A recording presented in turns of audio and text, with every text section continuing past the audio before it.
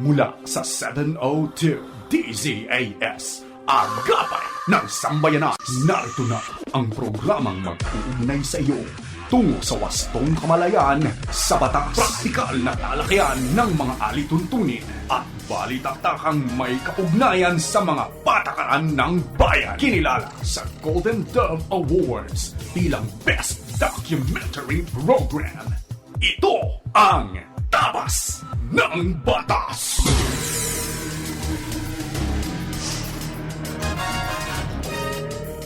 Isang magandang Sabado ng umaga sa iyo na nakikinig sa anumang bahagi ng Pilipinas, Luzon, Visayas, Mindanao at sa iba pang bahagi ng mundo. Marhay na aga sa inyo namin nakikinig dyan sa Bicol Region sa pamamagitan ng CARE 104.3 The Way FM. At diyan naman sa Zamboanga City na nakikinig via 1116 DXAS Radio Comunidad Buenos Dias. At magandang umaga rin sa ating mga listeners sa 1062 DXKI, your friendly voice sa Coronadal City. Gayon din sa ating mga kaagapay sa 1197 DXFE Davao. At sa mga naririto naman sa Metro Manila na walang sawang nakatutok sa atin tuwing Sabado ng umaga, happy listening po sa inyo. Kami ang inyong mga kakampi sa batas. Ako po si Attorney Chona Cruz Gonzalez. At ako pa rin po si Attorney Jeremiah Belhica at ito po ang inyong programang Tabas ng Batas dito lamang sa 702 DZAS FEBC Radio TV.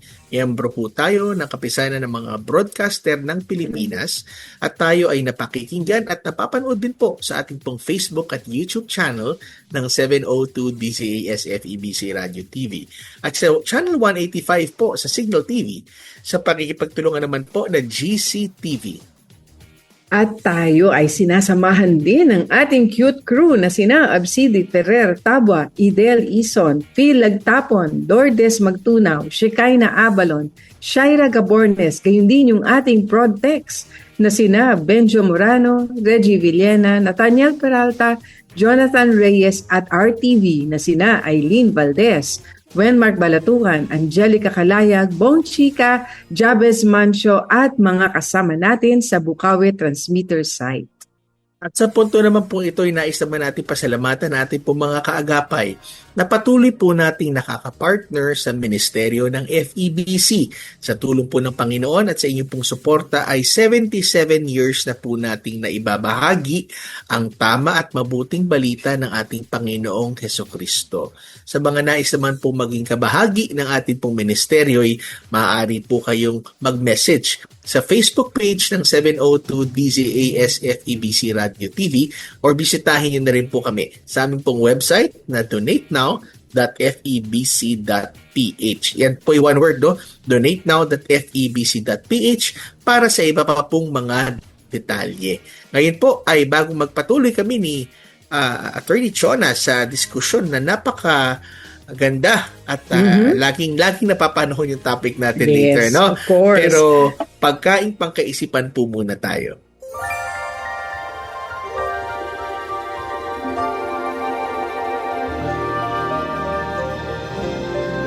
Ito po ay hango sa Kawikaan chapter 13 verse 11. Ang sabi po, ang kayamanang tinamo sa daya ay madaling nawawala. Ngunit ang kayamanang pinaghirapan ay pinagpapala.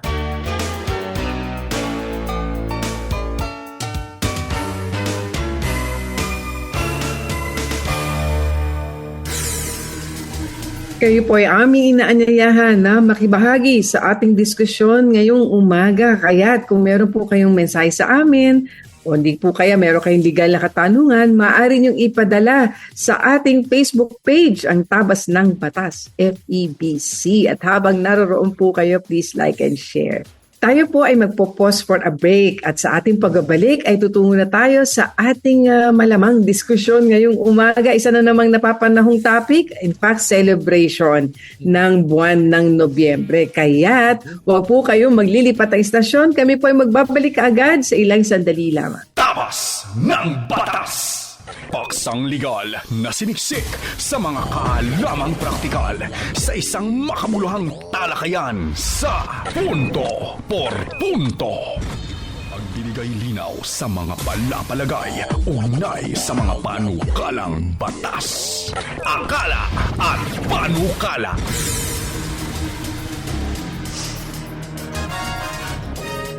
Okay, so tayo po'y nagbabalik muli dito sa ating programang Tabas ng Batas. Ako pa rin po si Attorney Jeremiah Belhica.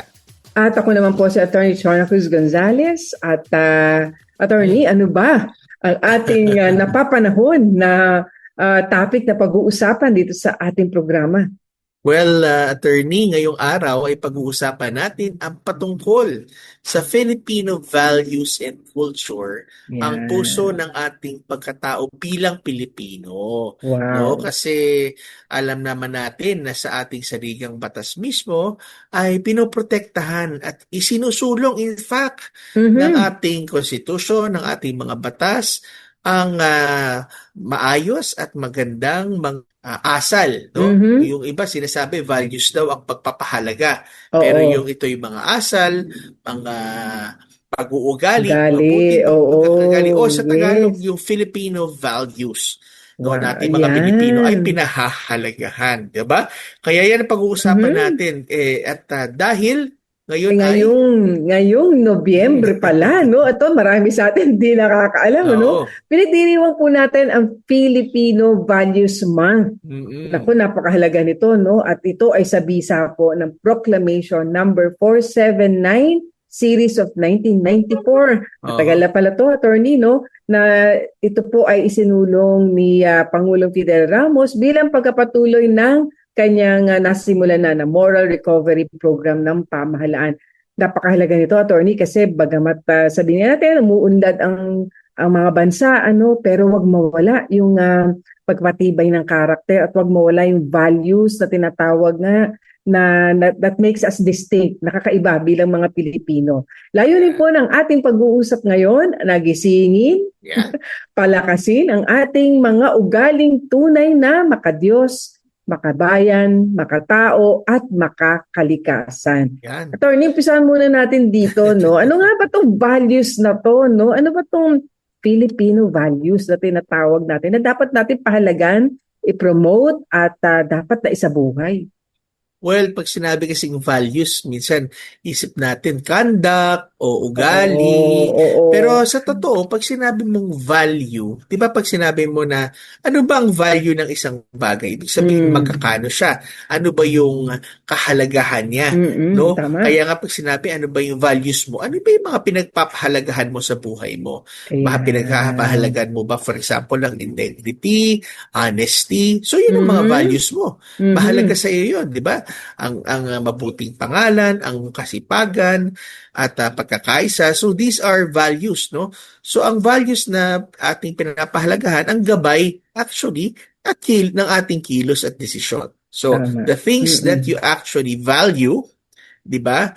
And the conduct that you actually value becomes the guide ng ating pong mga pag-uugali, ng ating pong mga desisyon bilang individual. At syempre gayon din bilang isang bansa. No? Kaya mahalaga, tanungin natin, ano bang values mo? Pagka hindi makasunod ang values, mahirap magsama. Diba? Kasi ikaw, pinagmahalagaan mo na honest ka. Yung kapartner mo naman sa negosyo o katransaction mo, wala sa kanila sige, tayo magdaya, tayo maglagay, hindi tayo maging fair. It's mahirap. Kumbaga nga, mahirap makapaglaro ng basketball o anong sports kung iba ang inyong batas, iba yung inyong yung value system. Mga panuntunan na sinusunod. Oo, kaya nga kung mawala ang mga ito, kung walang values, ay mawawala rin po ang direksyon at ang ating pagkakakilanlan. Ibig sabihin, hindi na natin alam ang ating sarili. Kaya nga kahit sa mga companies, kahit sa mga organization, kahit sa pamilya, malinaw, ano ba ang values natin? Diba? Binavalue mo ang pagiging masunurin, pagiging magalang sa magulang. At kung kaya nga, ang usapin ng Filipino values ay mahalaga. Kasi sa ating 1987 Constitution mismo, ay hindi lang ito isang political document. Ano? Agree. Ito ay isa ring moral document. Dahil sa preamble natin ay sinasabi, we the sovereign Filipino people imploring the aid of the Almighty God.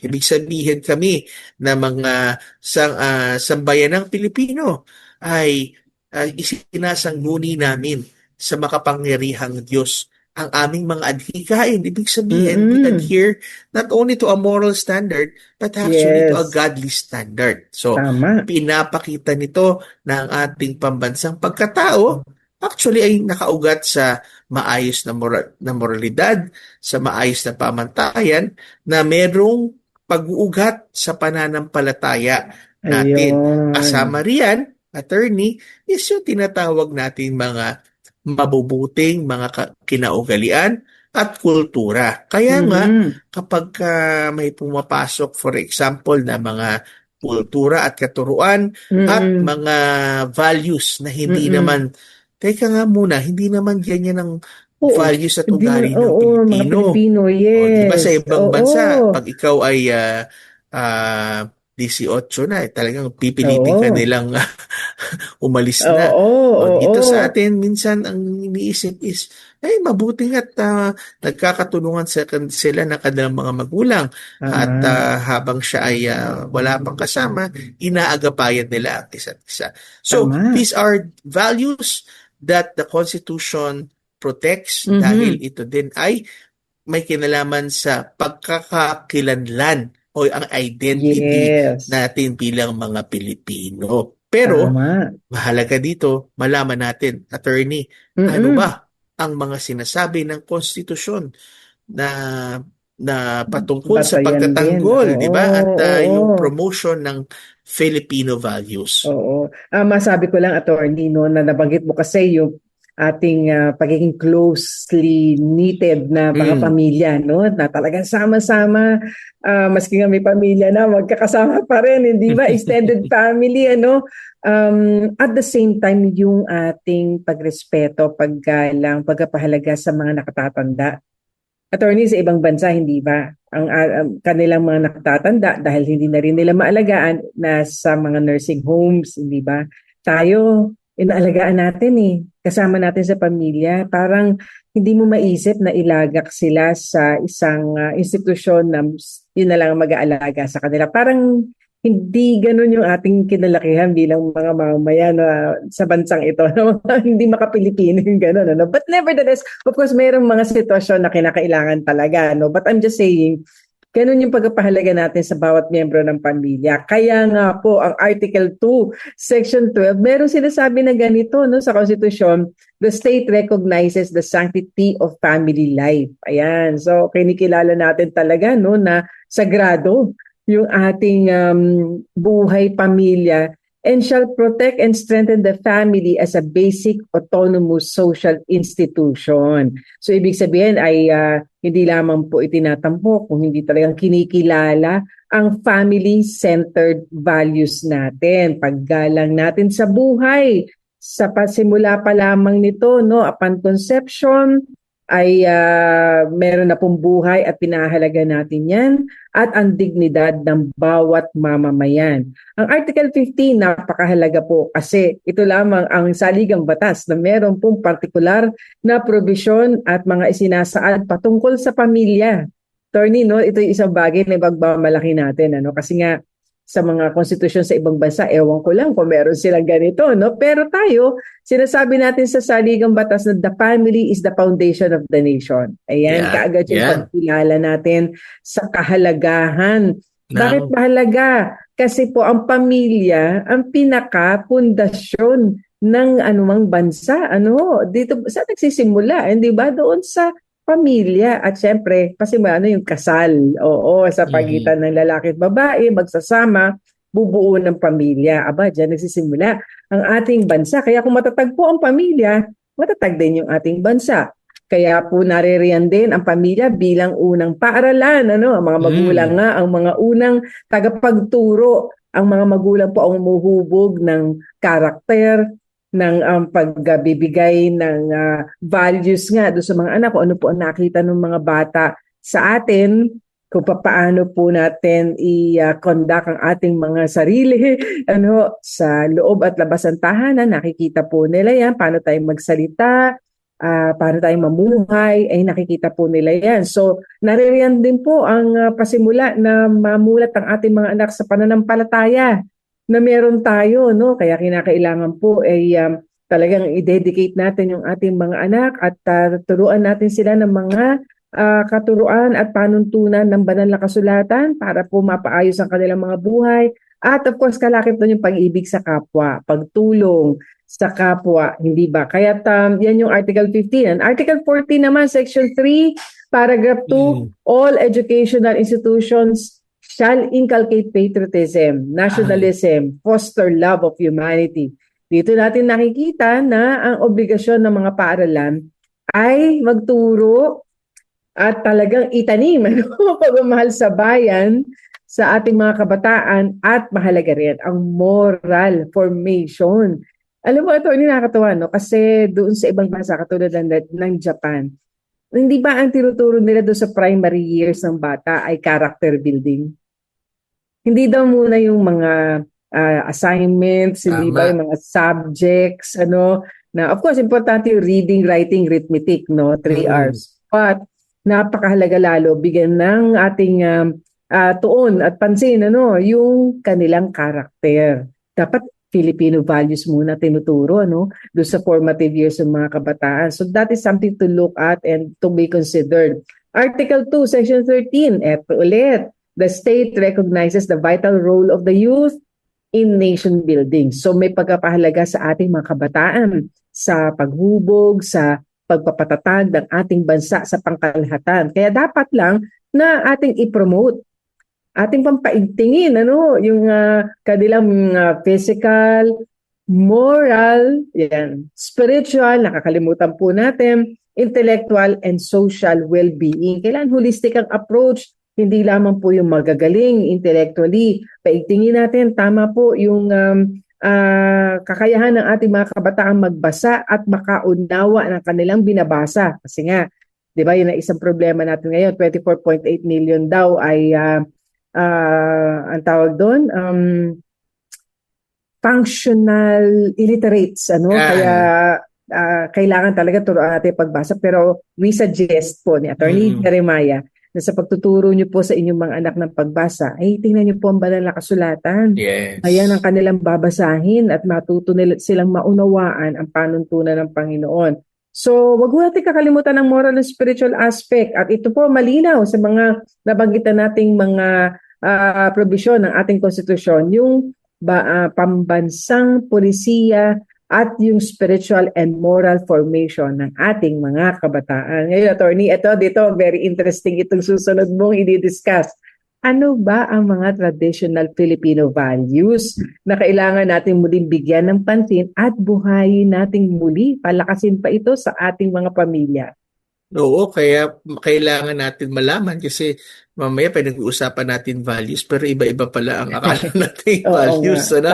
Kaya maganda nga na malaman natin ano nga ba itong ilan. Napakadami. Ako may nakita nga ako na may ginawa siya na research ng 30 Filipino values, no? Pero hindi natin matatapos lahat yung mabasahin natin yung lahat na yan. Pero meron tayong ilan, no?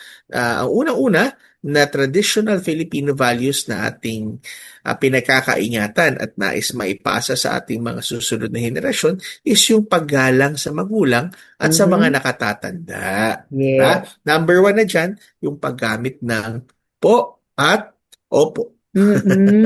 At yes. ang nakakatuwa kasi actually iilan lamang tayo sa mga languages na merong po at opo.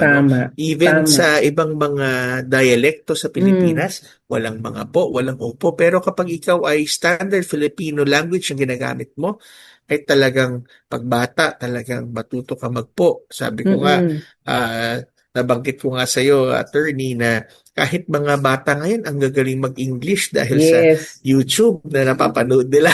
Oo. Pero kahit English speaking yan, turuan natin, yes po. Yes po. No po. Mm-mm. 'Di ba? Thank So you po. thank you po. Thank you po. Oo. Finish na po. 'Di ba?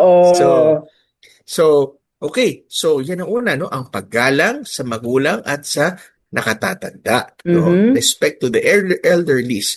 At yung pagmamano, di O ba? Kasama yan. din yan sa Yan. ah, Oo. pagiging ano. Kasi ngayon, kiss na lang. O, kiss mo tito, kiss mo tita. Pero yung mano, alam mo, iba pa rin ang dating Totoo kapag yun. Totoo nag-bless. yun. Alam mo, No? attorney, napansin lang natin, merong ilan kasi ayaw magpapamano kasi para nakakatanda Tumatanda daw daw. Pero alam sila. nyo, paggalang po yan. Kaya Oo. maganda po na hayaan natin mga bata matuto, no? Yes. Oo. Oo. Tsaka huwag tayo masyadong in denial sa ating mga Tama. edad. Di ba? Tama. So, nakatutulong din yan sa self-acceptance. Mm-mm. Mm-mm. Tama and naman, ano?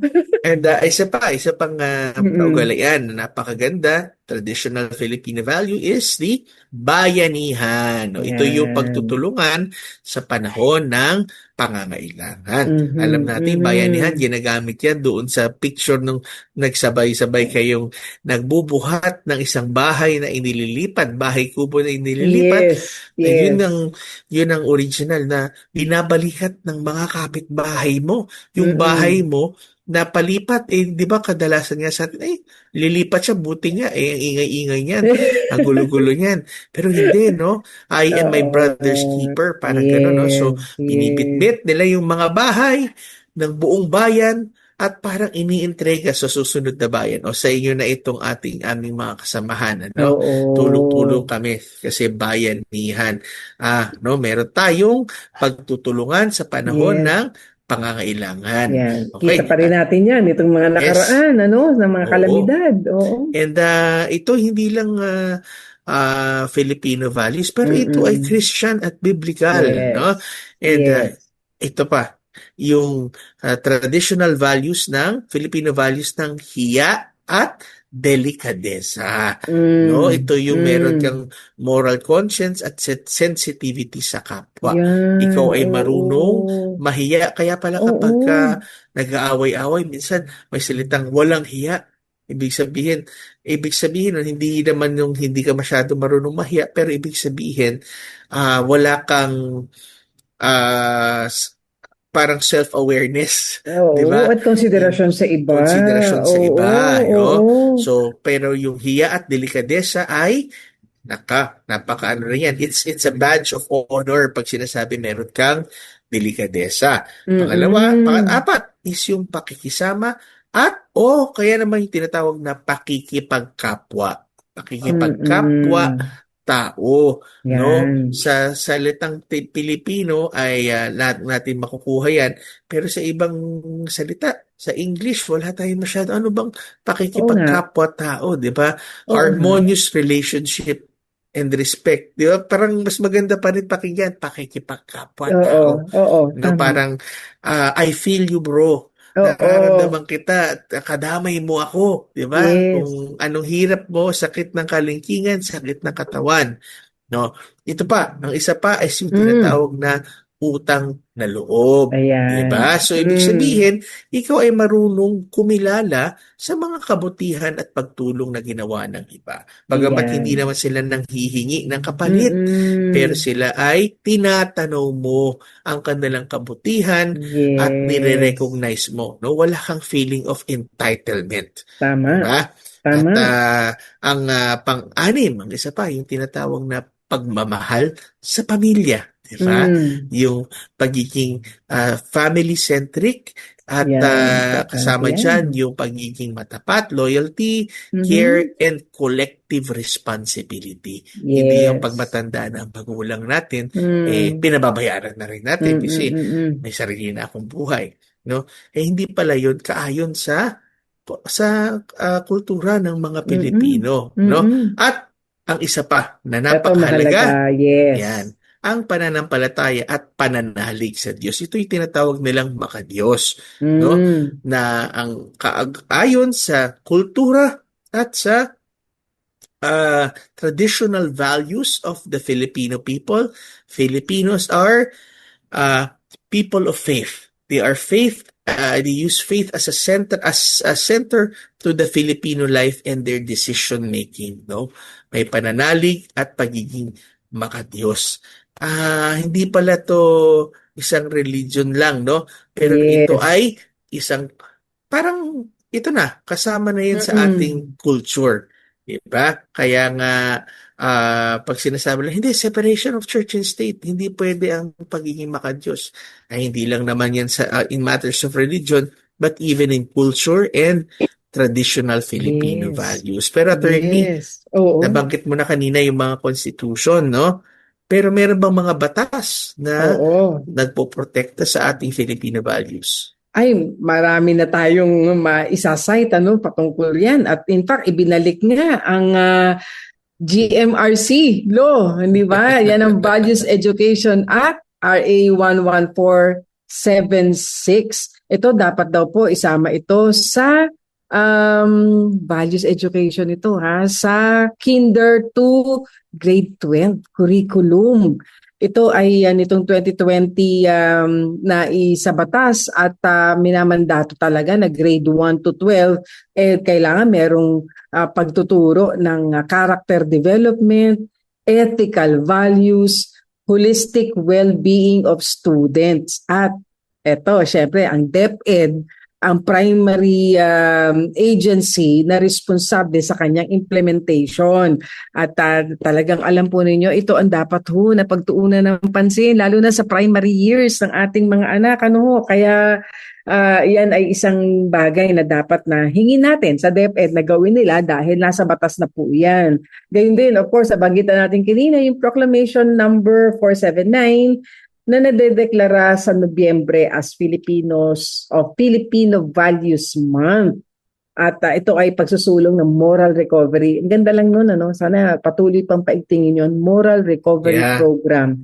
Kailangan lalo na ngayon sa mga nangyayari, hindi ba? Bakit? 'Di ba? Nawawala yung ating pagpapahalaga sa ating mga values, bilang mga Pilipino. Kaya yan ay dapat po na sa pag-alala natin, gunita ngayong Nobyembre na Filipino Values Month, yan ay ating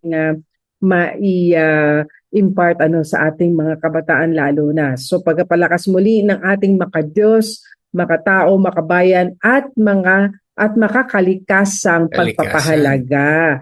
Nariyan din, of course, meron ding, eto nga, hindi atin napapansin, Flag and Heraldic Code of the Philippines, Republic Act number 8491. Yan. Yung paggalang sa bandila, tsaka yung sa kawit na, kasi bakit mahalaga yun? Kasi it symbolizes yung identity rin natin as a people hindi ba? May flag, may awitin tayo. Nawapag mo tirutugtog yung lupang hinirang. Talagang tumigil tayo, pagbibigay galang. Kung merong flag na naririyan, talagang face the flag, sing the song. Alam mo, iba rin yun nabubuhay yung ating patriotism. Hindi ba? Ang importante riyan, pagpapahalaga sa ating bansa. At yun yung ating pagmamahal sa bansang ito. Ngayon, Republic Act 6713, Code of Conduct, ito po, meron to and ethical standards for public officials and employees. Binibigyan din ng honesty. So sabihin ng marami attorney, mayroon pala tayong ganyang batas. Anyari? Hindi ba? So alam niyo meron kailangan implementasyon ng batas. Kasi po binibigyan din dito, hindi lang honesty, kundi professionalism, simplicity. And commitment to public interest. Alam mo, attorney, may isip natin dito. Ang saling ng batas, may sinasabi po, public office is a public trust. Kaya nga po, ang lahat ng empleyado ng pamahalaan ay dapat po maging accountable at all times sa mga mamamayan. At kasama rin po doon, alam niyo, pag binasa niyo yung provision na yon, may nakalagay, and lead modest lives. Diba? Nakalagay yan dyan. So, dito sa Code of Ethical and Code of Conduct and Ethical Standards for Public Officials and Employees. So, dapat ipatupad ito. Kung ano intensyon ng batas na ito. Ayan. So, Talagang medyo dinidiin natin yan, ano, kasi Mhm. mahalaga. Republic Act 10687, Unified Student Financial Assistance System for Tertiary Education ba? Ito po ay mahalaga para sa ating mga kabataan, ano, kasi susulong po yung access to education na dapat po ang Yes. lahat ay mayroong pagkakataon na Tama. makapag-aral. Mhm. Bilang paghubog, di naman ito, hindi lang basta Yes. impormasyon to, ha, hindi lang ito basta Mhm. titulo o diploma, kundi paghubog sa moral. Ayan na That's right. naman. At civic development ng kabataan. At Tama. Safe Spaces Act, RA 11313, pagpaprotekta sa dignidad ng kababaihan at kalalakihan. Ano po, laban sa Oo. harassment. Attorney, ito mas gusto ko at gusto ng marami. Biblical principles tayo. Ano ba Mhm. ang pundasyon ng ating pagse-celebrate ng Filipino Values Month? Well, aside sa mga konstitusyon at batas, ano ba ang sinasabi ng banal na kasulatan patungkol Yan. sa ating mga principles and spiritual foundations na to, ano? Kasi ang tunay na Filipino values ay dapat ito ay ah, ah, lumilinya pa rin, no? O ito'y Mm-mm. sumasakop pa rin at saklaw ng salita ng Diyos. At in fact, ito ay Yes. dapat nag-uugat sa isang malalim na katotohanan ng salita at katotohanan ng ating Panginoon. So, ang una yung ating traditional value ng pagmamahal sa Diyos at sa kapwa, yung pagiging makadiyos at pagiging makatao. Oh, ang Yan. sinabi ng Matthew chapter 22 verse 37 to 39, no? Love the Lord your God with all your heart, with all your soul, and with all your strength, and love your neighbor as you love yourself. Diba? Mm. Sabi nila, Mm. dalawa lang daw yan. Love God and love others. Hindi ho, tatlo yan. Love God, Yes. diba? Yes. And then love your neighbor as you love yourself. Ibig sabihin, hindi rin pala gusto ng Lord na hindi natin mahal ang sarili natin. Hindi tayo nagiging makasarili, pero iniintindi natin na dahil minahal at pinahalagahan ako ng Diyos, ay dapat pahalagahan ko rin ang aking buhay. Pero, hindi ibig sabihin na wala ka ng pahalaga sa iba, sarili mo na lang. Ibig sabihin kung paano mo naman pinahahalagahan ang iyong sarili dahil sa pagmamahal ng Diyos sa iyo, ay ganun mo rin dapat pinahahalagahan ng iba. No? So, loving God and loving one another. Okay? At Yes. sa Exodus chapter 20 verse 12 ay malinaw ang honor your father and your mother so that it may live well with you and that you may live long in the land, no? Ito naman ay Yes. kaalinsunod doon sa paggalang at pagbibigay respeto. O pagbibigay ano bang English ng honor? Pagbibigay ng karapat-dapat na hindi lang Pagkilala? galang no? Parang Oo paggalang kasi eh. Oo. respect, no? Oo. Pero yung honor, yung parang pagpapahalaga talaga sa Mhm. kanila, no? Sa ating mga nakatatanda. Sinabi rin yan sa banal na kasulatan and sinabi rin yan ni Paul, no? Do not rebuke an elderly person, no? Kaya wag tayong nagsasagot at nang babastos sa mga taong nakatatanda sa atin at tratuhin natin sila parang mga magulang na rin natin. Ganon Mhm. din, no? Sa Micah chapter 6 verse 8, Ayan. pinapakita doon ang values ng katapatan at ang katuwiran, no? What does the Lord require of you but to do justice, to love Mhm. kindness, and to walk humbly with your God? Sinasabi, ano daw ang gusto ng Diyos sa atin? Ay tayo ay maging makatwiran at tayo ay merong hustisya. Tayo ay patas at tayo Yes. ay nagmamahal at nagiging mabait at mapagkumbaba Mhm. sa ating Panginoon, no? So, mahalaga ang pag-ibig sa Panginoon, pero dapat tayo din ay makatwiran at dapat may katapatan tayo sa ating buhay. Yes. Sinabi rin Yes. dyan, ito mahalaga. Sabi, Mm.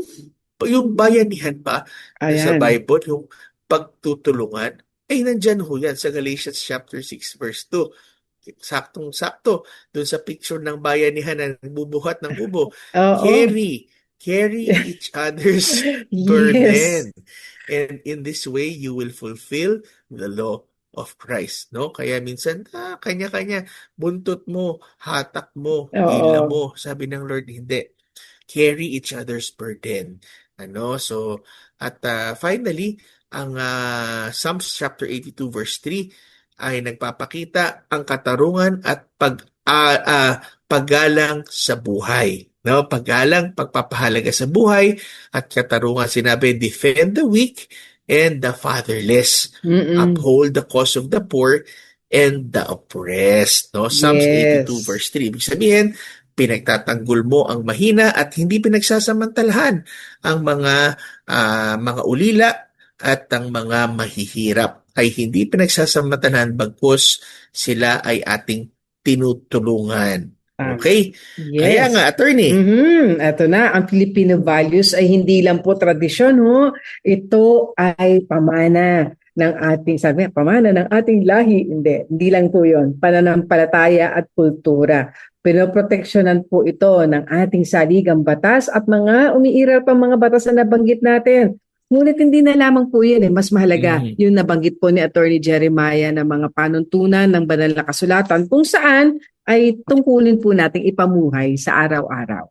kaya nga po, no, kailangan tandaan natin na bagamat marami pong mga pinapasok, nakikita natin na mga nauuso sa ibang mga bansa, itinuturo ho nila sa atin. Minsan hindi naman tura sa ating tradisyon at lalo na minsan sa salita ng Diyos ay hindi ho tayo dapat basta-basta sumusunod. Sometimes hindi lahat ng bago ay masarap or makakabuti. o masarap tularan. Minsan ang luma at ang nakasanayan na yun na pala, sinabi daw, train up a child in the way he should go. When he is old, they will not depart from it. Kaya nga, tunay na pagbabago ng bayan ay nagsisimula sa loob, sa puso, sa ating pamilya at sa ating relasyon sa ating Diyos. Kung tayo po ay mananatiling makadiyos, makatao, makabayan, makakalikasan, at mananatiling matapat ang ating pong bansa, ay pagpapalain ng Panginoon. Kaya Happy Filipino Values Month. Yes, ayan. Kaya po, sa amin ho pagbabalik, kami ho ay sasagot na ni Attorney Chona ng inyo pong mga katanungang legal. Kaya wag po kayong aalis, babalik ko kami dito lamang sa Tabas ng Batas. Tabas ng Batas! Mga kasong bibigyang pansin at mga katanungang sasagutin, yan ang tututukan at gagabayan ng Payo de Asunto.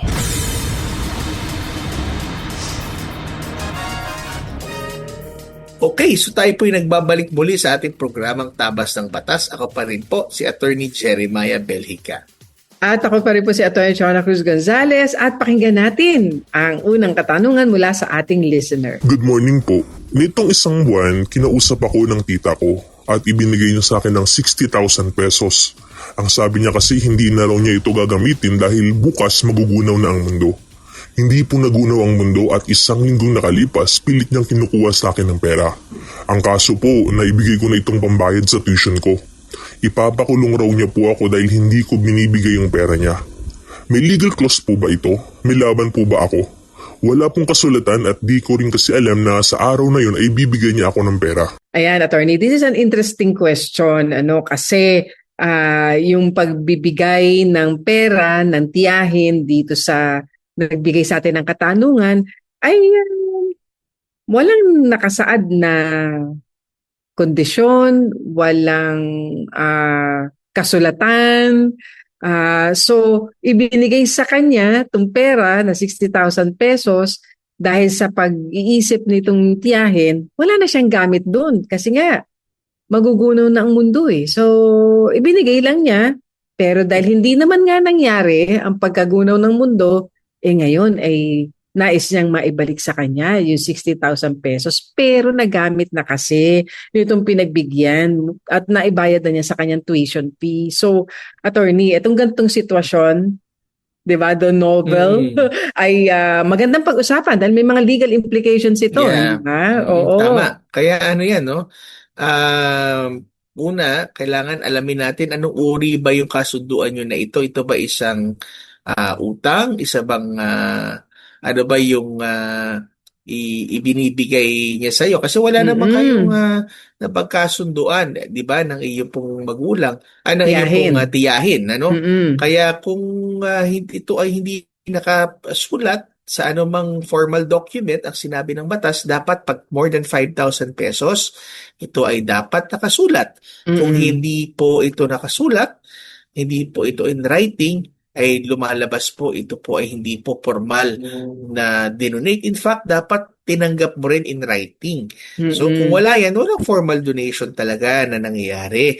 Pero kung ang tita mo ay kusang nagbigay naman sa'yo Oo. at sinasabing hindi naman niya gagamitin kasi Mm-mm. magugunaw na daw ang mundo, malinaw na ba na kusang loob niyang itong binigay at hindi ito Oo. sa pilitan? Ibig sabihin, Yes. hindi ka rin niya pwedeng takutin na siya po ay kakasuhan ka ng kriminal at ipapakulong. Oo. 'Di Oo. ba? Kasi kapag Oo. sinabing ipapakulong, ito po Criminal ay case yan. criminal case ng Oo. normally estafa o theft, no? Pero Mm-mm. Pero wala. Oo. wala Hindi naman yung kung mga krimen na yun ang nangyari dito. kung estafa kasi dapat may panlilinlang, panluloko o Oo. deceit. Wala ho Oo. at malinaw Wala. na. Oo. So siguro pwede niya sigurong pag-usapan, no? Kausapin ninyo, tita, akala ko kasi binibigay mo na talaga. Pero kung kailangan mo Mm-mm. pa talaga, baka naman pwede kong ibalik na lang sa'yo ito. Pero wag mo Paunti-unti. na lang Pwede kung, rin. Oo. oo, wala nang interes. Kasi hindi ko naman Mm-mm. inutang sa'yo iyan eh. Diba? Yes. So, kung wala talaga, pwede ka sigurong gumawa na rin ng kasunduan kung Oo, kinakailangan. Ano? oo, oo. Para malinaw naman, ano, kung paano Mm. yung pagbabayad at makip track din yung bayad na bibigay mo, no, doon sa tiyahin mo. Mm. So, di ba Humingi akala na rin natin, ng tulong siguro, attorney, na oo, mag-mediation sa barangay o sa isa pang oo. kamag-anak. Yan. Yes, yes. Kasi alam mo, parang akala natin simpleng ano lang ito, no, pero may mga legal ano rin pala to, implications, ano. Kaya nawa po nakatulong sa paglilinaw sa inyo regarding your situation. So, attorney, pakinggan pa natin, ano, may isa pa tayong katanungan mula sa ating listener. Magandang araw po. Yung sasakyan po ng anak ko ay halos hindi niya nabayaran ng balanse kasi namatay ang asawa niya at nawalan siya ng work. Araw-araw na po kaming pinupundahan, natatakot na po kami. Ano po bang dapat namin gawin? Ayan, attorney, so hindi lang malinaw kung ito ba itong sasakyan na ito ay nakasanla. Oo. Mm-mm. At dahil doon ay meron ngayong naniningil, ano, na kabayaran, ano, monthly amortization marahil, hindi nabanggit. Pero we presume na gano'n, ano, kasi nga, merong naniningil sa kanila at araw-araw silang pinupuntahan at natatakot na sila. Kaya't ano ba ang dapat nilang gawin sa sitwasyon na to? Of course, meron pa ring balanse, no, na dapat bayaran, pero hindi naman ho dapat na manakot sa inyo at persahan kayo na 'di ba, pagbayarin na may kalakip na mga threat and coercion, hindi ba? Tama. Kasi kung ito ba isang car loan sa bangko, diretso ba sa bangko, sa financial or financing company, siguradong may shuttle mortgage yan. Ibig sabihin may kasama yan na pagsasanla nung sasakyan Nung sasakyan, na yes. inutang, ano? Kung ito ba'y nakarehistro sa sa gobyerno, meron sa Register of Deeds, o ito ba ay sa LTO, ito ay rinirehistro, no? Ibig sabihin, may karapatan silang bawiin ng sasakyan kapag nag-default sa pagbabayad o hindi ho nakabayad. At hindi sila basta-basta pwedeng manakot o mangharas. Kasi meron silang, meron silang legal remedy. No? Pinagbabawal ho ng mariin ang pananakot o harassment, lalo na sa mga arrears o repression agents. Yung tinatawag nila dyan yung arrear collectors. No, dapat Yes. ang kanilang Yes. pagkilos ay dapat naayon pa rin sa batas, bawal manakot, manigaw, o yung mag-trespassing, attorney. Pupunta sa bahay nyo, harasin ho kayo, at minsan hihiyain ka sa social media. Yes. O pag ginawa ho yan, maaari ho kayong magsampa ng reklamo sa police, sa barangay, o ireklamo nyo na po kung sila po isang collection agency. Pwede po sa Yes. SEC, DTI, depende sa registration, or sa BSP, sa Bangko Sentral ng Pilipinas. At wag na rin ho kayo pumirma ng anuman dokumento kung pipilitin nila kayong pumirma. Kasi yung iba ganyan, Yes. pirmahan mo to Oo. na. Para ikaw na may utang, hindi na yung iyong anak namatay, no? Pero kung Namatay willing yung naman asawa, yes. asawa, kung willing naman sila makipag-usap, yung pwede siguro magpa-restructure ng Yun. loan, di ba? Yun. Pero ang Oo. sinabi naman kasi attorney dyan, hindi ka pwedeng pagbayarin ng lagpas sa iyong minana.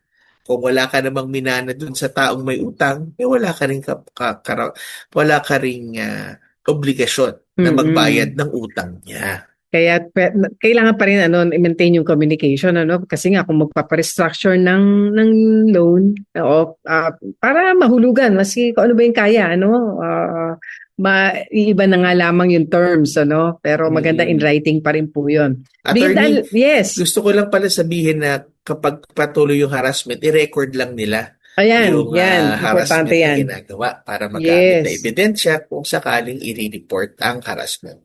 Correct. Ayan. So, nawa po ay nalinawan tayo riyan. May isang katanungan lang. Sabi niya, nalilevy po ba ang property na nakapangalan sa'yo for failure of paying real property tax? Ayan yung mga amilyar na hindi nababayaran. For a time maaaring i-put up yan for auction ng LGU. Kaya agapan po natin yan.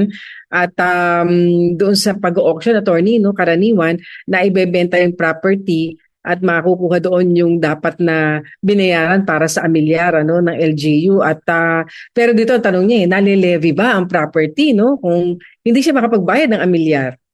Maaari pong malevy ang property pero may proseso po ang Yes, paglilevy. hindi Po? basta-basta. Kapag hindi ho Oo. nabayaran ang amilyar o real property tax, may karapatan po ang city o municipal treasurer na maglevy o saklawin o ilagak ang property para ibenta po ito para yung pinagbentahan ay maging kabayaran sa utang na buwis. Pero hindi po siya automatic. Kailangan sundin po yung due process. Dapat may Yes. notice of delinquency na pinapadala ang city treasurer at meron din warrant of levy na tinatawag na kung saan pinapadala po ang treasurer din kasi hindi ka sumagot doon sa notice.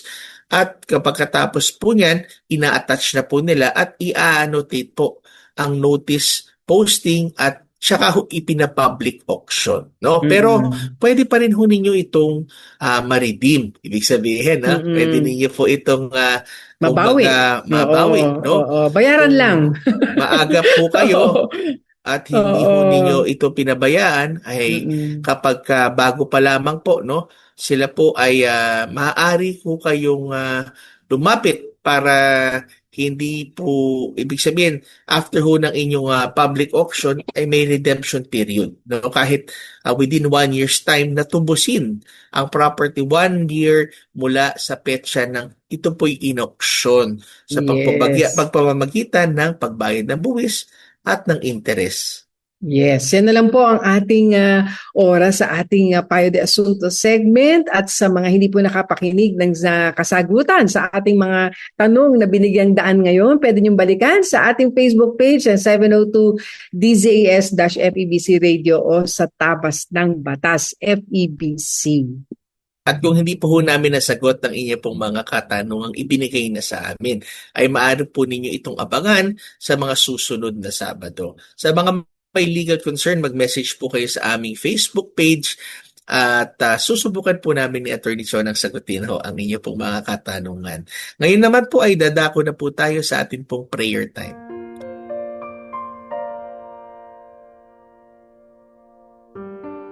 Aming Panginoong Jesus, kami nagpapasalamat sa iyo pong kabutihan sa aming pong buhay.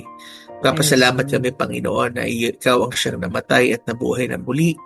At you remain to be seated at the right hand of the Father. Lord, your kingdom is without end, Lord. Yes. And your culture, Lord, ang iyong pong kultura ng iyong kaharian, ang isang tinatawag mo sa amin bilang mga mananampalataya, bilang mga anak mo, aming Ama sa langit, na ipamahagi, Lord, sa amin pong panahon ngayon, Lord God, ang tamang pag-ugali, ang tamang prinsipyo, at kayo din, Panginoon, sa aming pag-aaral ng Filipino values, Lord. Hindi ho Yes. namin malimutan, Panginoon, na tinawag mo muna kami, Lord God, to effectuate the culture of the kingdom, the culture Yes. of the Yes, family of God, Lord. Yes. The love, the compassion, the justice, the righteousness, upang sa gayon, Panginoon, that we would even, Lord God, redeem our culture. Lord, we pray for those who are going through, Lord God, hardships and difficulties, Panginoon. Dalangin po namin na matagpuan ka po namin sa gitna, O Diyos, ng lahat, Panginoon, ng mga pagsubok na ito, Yes. na tapat at Yes, mabuti, Lord. Kung wherever you are, Lord God, wherever you lead us, Lord, we know that your grace can keep us and preserve us. Amen. And Lord, can even bless us, Lord. In this we thank and pray in Jesus' name. Amen and amen. Amen. Amen. Salamat po mga kaagapay sa mga tumutok sa radyo, sa online, via Facebook, via YouTube at sa Channel 185 sa Signal TV, sa pamamagitan po ng GCTV. Kami po ang inyong mga kakampi sa batas tuwing Sabado ng umaga. Ako pa rin po si Attorney Jeremiah Belhica. At ako naman po si Atty. Shona Cruz Gonzalez. Nagkakanya sa inyong lahat na samahan kaming muli sa susunod na Sabado sa parehong oras at himpilan. Kaya't lagi po nating tatandaan, kung uunawain at susundin, Kakampi mo ang batas. Nais po naming makarinig mula sa inyo. Para sa mga kuro-kuro, mungkahi, o mga bagay na nais ibahagi sa palatuntunang iyong napakinggan, sumulat lamang sa 702 DZAS, Agapay ng Sambayanan. 1 Corporate Center, 46th floor, Doña Julia Vargas Avenue, corner Meralco Avenue, Ortigas Center, 1605, Pasig City. O mag-email sa dzas info@febc.ph.